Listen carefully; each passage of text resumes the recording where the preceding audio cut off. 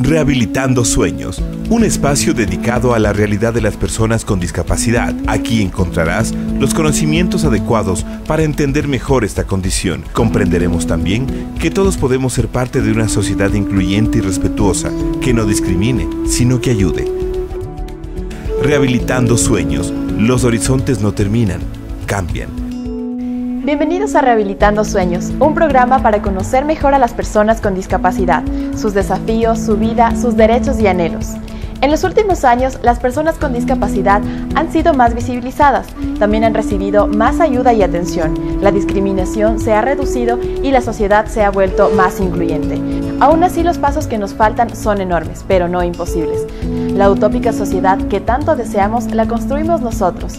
En ti está el cambio que deseamos. Para comprender un poco más, a continuación veremos un video que nos explicará con más detalles la discapacidad, sus causas, tipos y efectos. Veamos. La discapacidad es aquella condición bajo la cual ciertas personas presentan alguna deficiencia física, mental, intelectual o sensorial, que a largo plazo afectan la forma de interactuar y participar plenamente en la sociedad. Se las conoce como personas con discapacidad. En la provincia de Imbabura existen alrededor de 3.380 personas con esta condición. Escuchemos al doctor Iván Mejía, médico neurólogo, quien nos explicará más sobre el tema. Deficiencias, discapacidades y minusvalías. Las deficiencias son la dificultad de un órgano, de un sistema para cumplir su actividad. Por ejemplo, una persona que tiene una deficiencia visual no puede ver de lejos, necesita utilizar lentes para corregir esa deficiencia visual. Es decir, la deficiencia es una afectación del órgano, en este caso de la visión, pero que puede ser corregido con unos lentes. La discapacidad, en cambio, es cuando se ha afectado severamente o se ha perdido la acción, la función de tal o cual órgano. En el caso del ejemplo, una persona que ya no puede ver, una persona ciega. Esta persona tiene una discapacidad visual. Y una minusvalía, que quiere decir que la persona por esa discapacidad visual no puede adaptarse a las condiciones del medio. O el medio no le ofrece condiciones aptas para que él pueda desenvolverse normalmente en sus actividades diarias.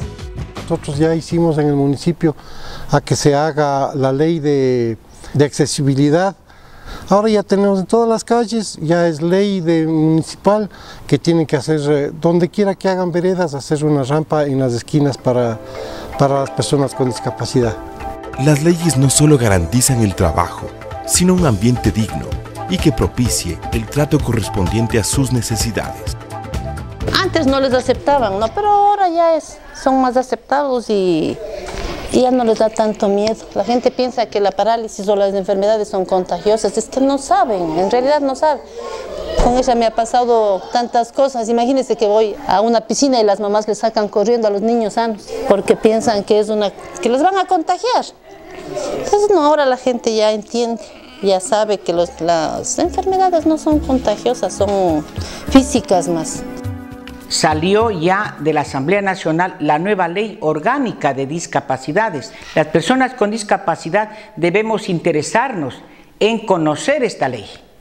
Esta ley tiene muchos beneficios en educación, en trabajo, en salud, en vivienda. Y lo que es más importante, incluso esta nueva ley nos permite cumplir obligaciones y derechos como ciudadanos en cualquier estamento social en el que vivamos. El problema físico yo creo que no es impedimento, solamente es el querer, ¿no?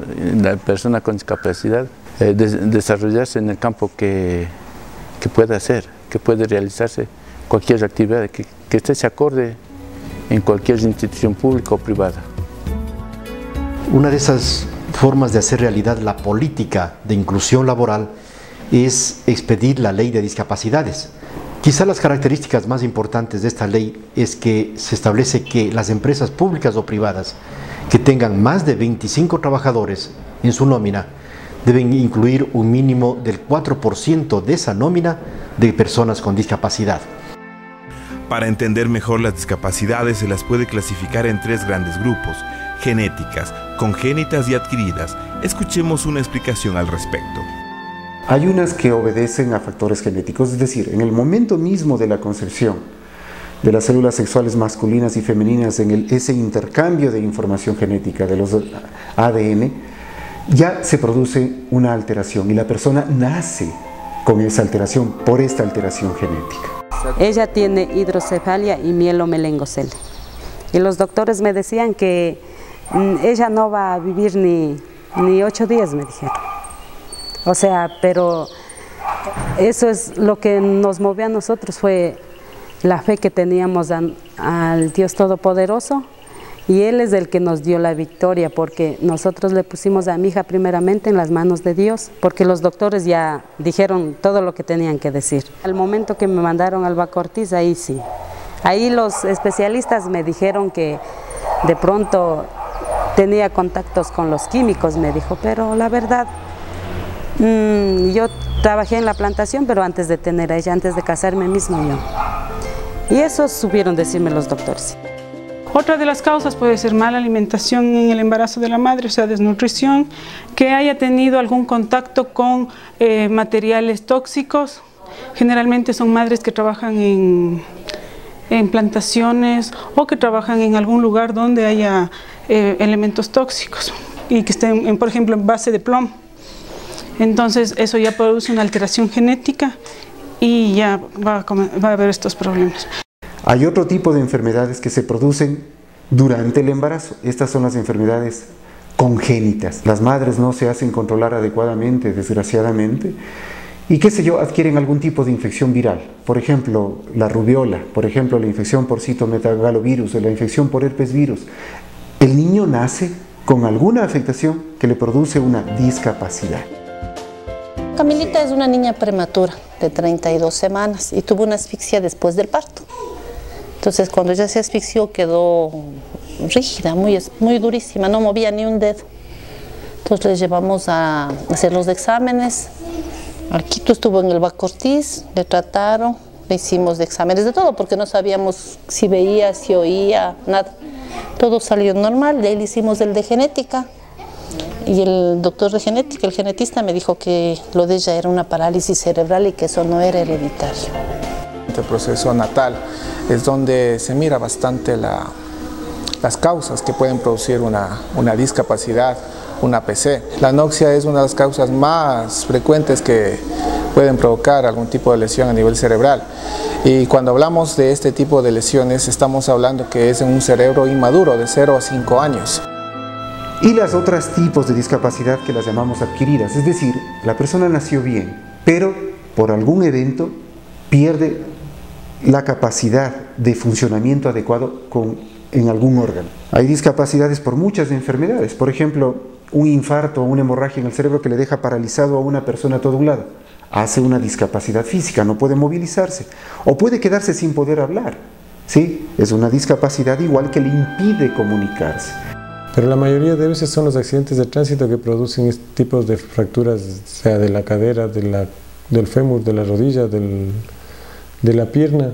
Especialmente en este tipo de accidentes de tránsito de alta energía que llamamos nosotros, pueden presentarse las fracturas expuestas. Cuando es una fractura expuesta grave, cuando tenemos ya compromiso neurovascular, es decir, ya está comprometido o un nervio o un vaso sanguíneo, evaluándole al paciente, si no nos queda otra opción, no nos quedaría más que la amputación del miembro.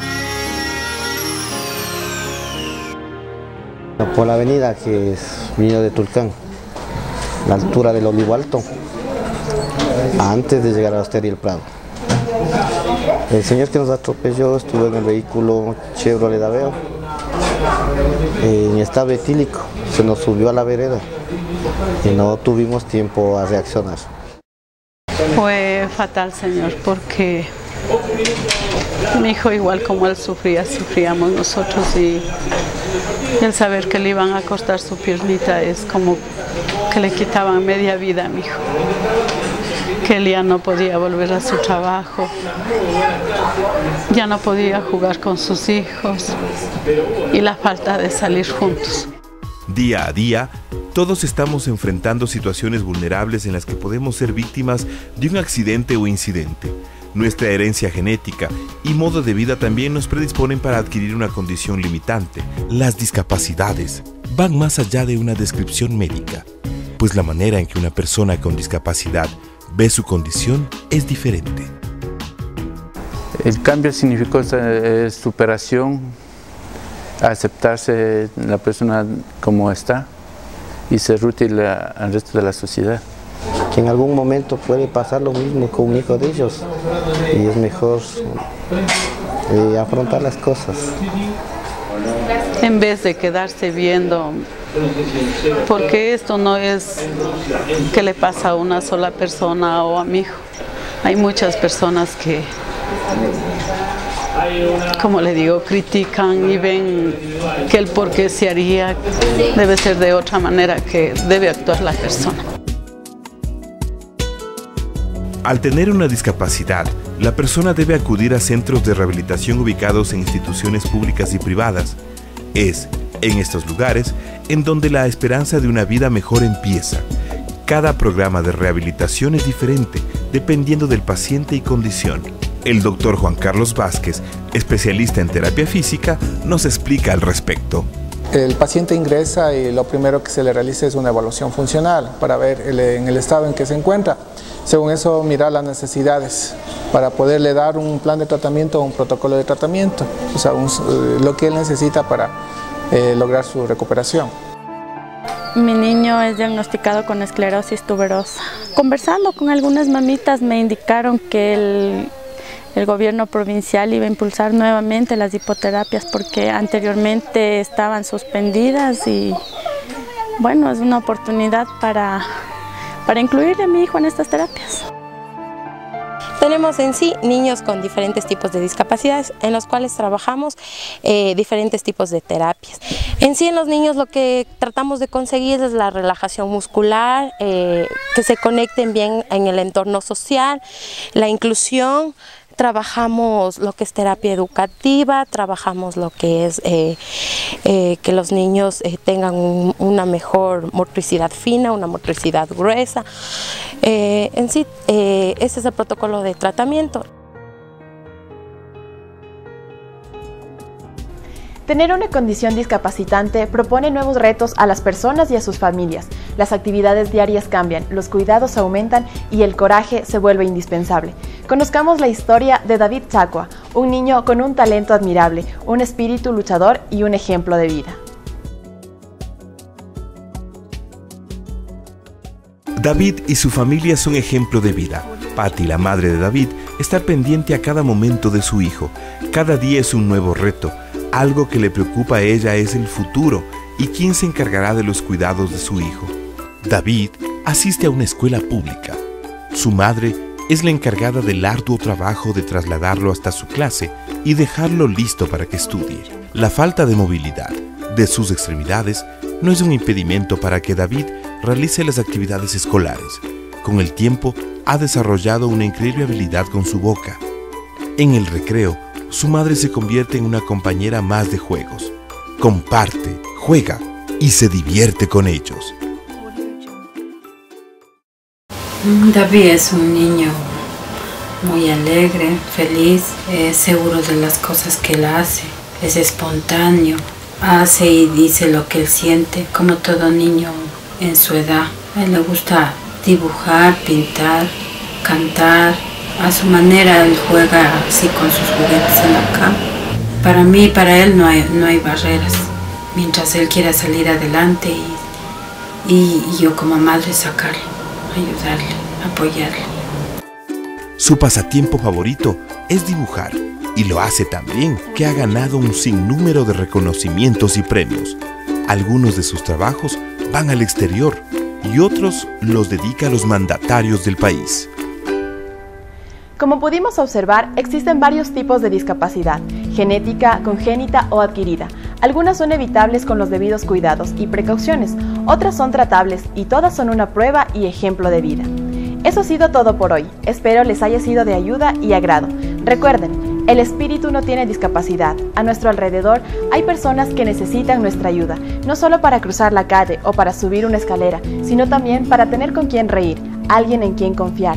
Todos tenemos alguna discapacidad, quizá la nuestra sea no darnos cuenta que todos somos iguales. Rehabilitando sueños, los horizontes no terminan, cambian.